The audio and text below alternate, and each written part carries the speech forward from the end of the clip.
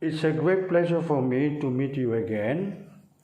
Today we are going to talk about the new issue as the follow-up of what we have discussed before, namely speech acts.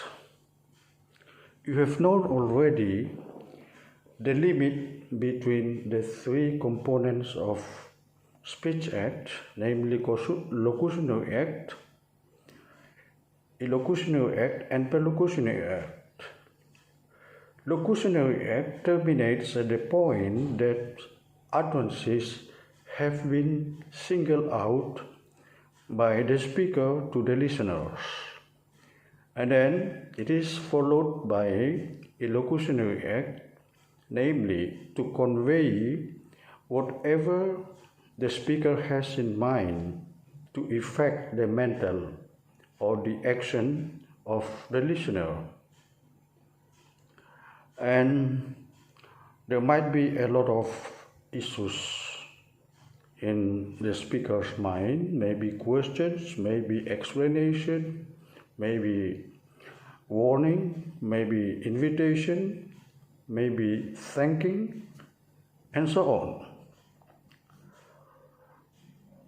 And Perlocutionary act is the effect undergone by the listener due to the expression of illocutionary acts.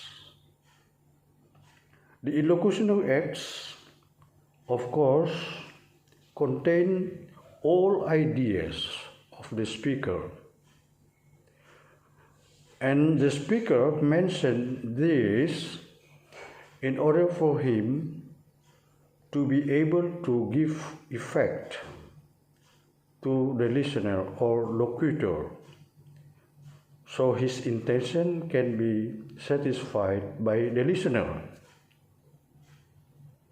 Let me give you an example from each of the elements of illocutionary acts, namely expressive or representative, as stated by John Austin, then directive, commissive, expressive, and declarative. Now, we start from the assertion. I introduce somebody by saying, this is my brother. He's now studying at the university and he is on holiday now. The reason why I quit my job because I have to complete gathering the data in conjunction with the completion of my PhD program.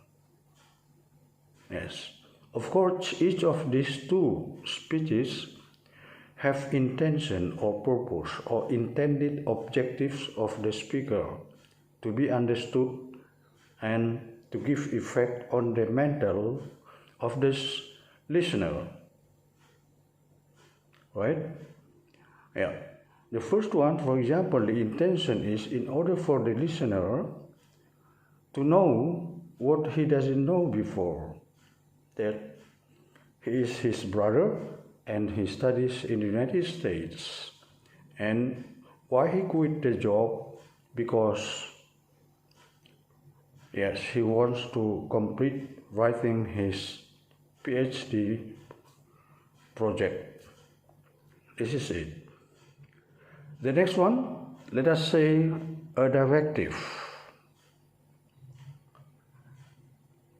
Please leave me alone, I can make it myself.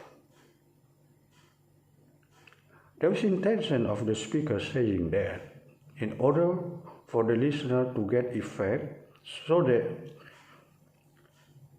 the listener will leave her alone.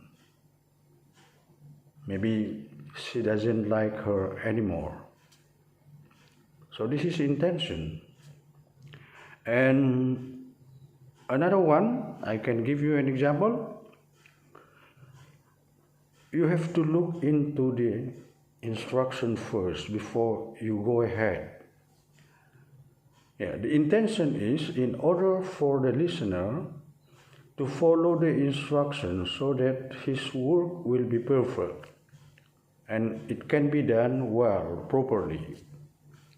This is the purpose, of course.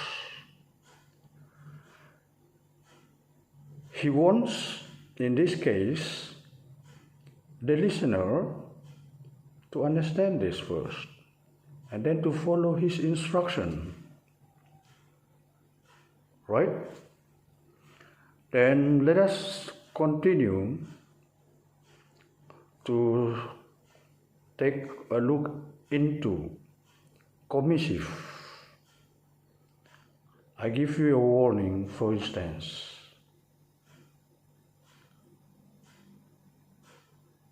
Please don't come here anymore.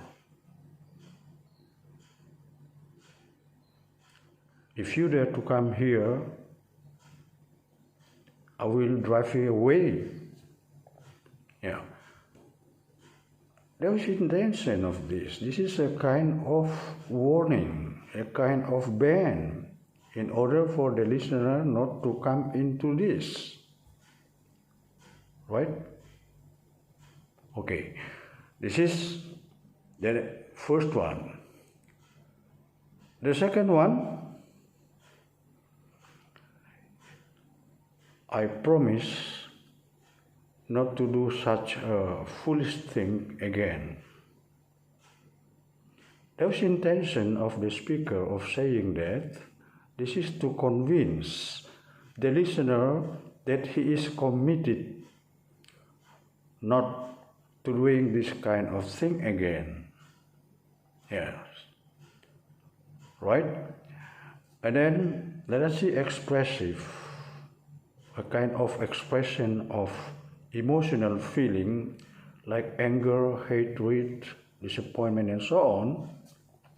I say, for example, I'm sorry, I really don't mean to hurt you. The purpose of this is to give apology so that the listener can understand why he did it. He did it not because he wanted to get him hurt, right? And then I can give a praise as a speaker to the listener. You are inspiring to every one of us in our team so that everybody is actively working. The purpose of this is to give praise, to make the effect or mental effect at least to the listener that he is praised. This is a kind of example from these things. And the last one, let us take a look at some examples from declarative. During the Gulf War, President George Bush said, I hereby declared the war between the Allied forces against Iraq. I named the war the Desert Storm. Right. The intention of George Bush here is to make all military men of America and its allies to get ready to start the war. And then all people of America will know that the war is now going on. That's it. And he wants to know, to give emphasis to his declaration, that the name of the war is Desert Storm. Right? Another one, A pastor said in a wedding ceremony, "I hereby pronounce you husband and wife." Right? His purpose of saying this is, of course, to change the status of the young man and the young woman. They are no longer single or bachelor anymore. Now they have marital status. Right? So this is the effect of what the pastors wants to say. Right? Now, as you see, whatever type of speeches or illocutionary act is put forward by the speaker, and whatever element he uses, he has an intended objective of saying this. This is what is called illocutionary forces or illocutionary power. And he wants to influence or to affect the listener to accept, to understand, or to do the action in accordance with what he says or in accordance with his intention. This is what the purpose of the speaker is in illocutionary act. And then perlocutionary act, what really is experienced by the listener whenever he has heard all of these speeches. For instance, if I say, number one, he's my brother, he's studying in Harvard University in America, of course, the effect is he will admire his brother. Okay? So, this is the mental effect. The next one, if I try to see another one, commissive, yes, I won't do it anymore. Once again, the impact of this on the listener is, yes, to know the warning is. And, for example, the directive, yes, for example, you have to follow the instruction first, yes. He must know or he must follow the direction first, right, in order to do his work properly. So there is intention. Now, his mental or his thought has been affected by illocutionary forces. There are some important notes that I want to remind you, that the impact or the effect of the illocutionary speech may be implemented via two things: physical action. For instance, if I say, "Get out of here," the person may get out of here, right?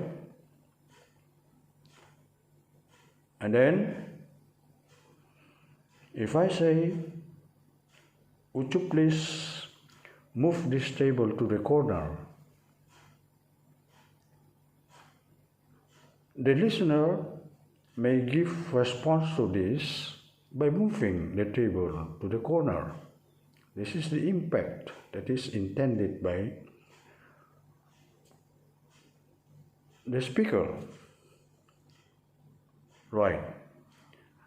This is physical action. But the physical action is not the only thing that can be achieved.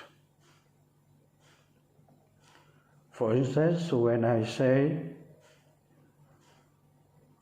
I have to finish my thesis project in conjunction with the completion my master degrees program. Yes, this will not be done by action when the listener listens to this. He just wants to know that the speaker is now doing his work, gathering the data for her thesis, for example. Yes, so this is not physical action. This is a mental or cognitive or psychological impact, psychological effect as a consequence of the Illocutionary Act. The next one. The listener may be affected but not abide by what the speaker says. What the intention of the speaker is not satisfied or is not met by the listener. For example, get out of here, and then that person or the listener doesn't get out, and he remains there. He just keeps silence. It may be happen. Whenever I say, I don't mean to hurt you, I apologize for this. The Perlocutionary Act, maybe the listener believes in it, or maybe he doesn't believe in it. So there are two possibilities. Yes, to accept or to do the action according to what the speaker says. This is what it is. All right? But you need to remember that whenever the intention of the speaker is not met by the listener, it doesn't mean to say that the end or perlocutionary forces of the speaker do not find the targets of the speaker. Right? There are two possibilities, of course, when you talk to people, when you have an intention. But again, it doesn't mean to say that your speech does not have illocutionary effect.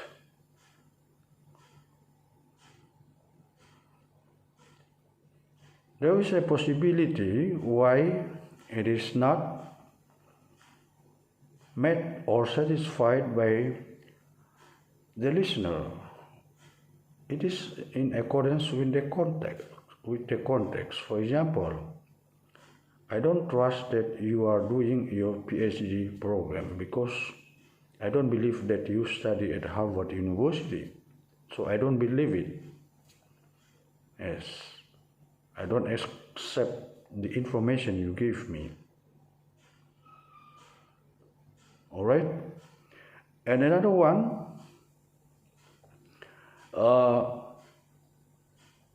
please leave me alone. Please leave me alone is not satisfied by the listener because the listener insists that the speaker is speaking in anger. She's not seriously mentioning this. And another reason is he loves her so much and he does everything to persuade her in order to be with her forever, and so on. And The next possibility is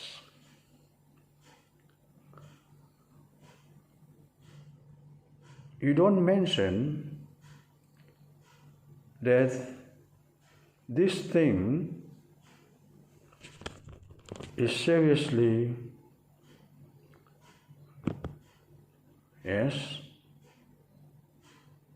meant by the speaker. Okay? Another possibility is the speaker does not have the right style of putting forward his intention. For instance, there are so many ways of asking people to do something for you, to do action. Say, for instance, you can say, if I were you, I would take a break. It's a good suggestion or polite. It's a polite suggestion. Please take a break. Maybe it's not as good as this one. And then I ask you to take a break. Okay? It is not proper. Another example. If you talk to your professor, for example, help me, right? And then your professor might refuse to do the action as the effect of your illocutionary act. Why? Because you don't deserve to do this kind of style to your professor. This is, see, you do this to your friend. Of course, you may say,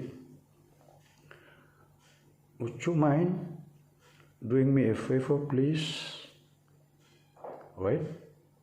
Or to the person you highly respect, for example, would you please help me? So, the right style of saying this plays important key in order for the listener does the action or meet the speaker's intention. Out of the 5 types of illocutionary act, the most powerful one is directive. For instance, nobody can argue against and can be opposed to the declaration of the President of the United States because he has authority to do this.